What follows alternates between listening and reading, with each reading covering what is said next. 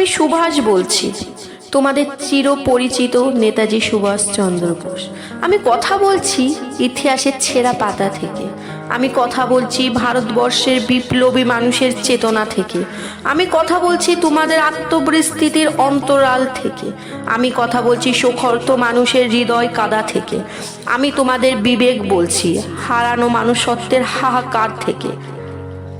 স্বাধীনতা প্রাপ্তির ৭২ বছর পর তোমাদের কাছে ফিরে এলাম কয়েকটা প্রশ্ন নিয়ে। বলো তোমরা, ওরা কারা যারা অহিংসার আড়ালে দেশকে বিভাজিত করলো, ধর্মের ভিত্তিতে ভারত ভূমিকে টুকরো টুকরো করলো, গণতন্ত্রের নামে রাজতন্ত্র কায়েম করলো, নিরপেক্ষতার নামে সাম্প্রদায়িকতার বিষ বৃক্ষরোপণ করলো, উন্নত উর্বর ভারত ভূমি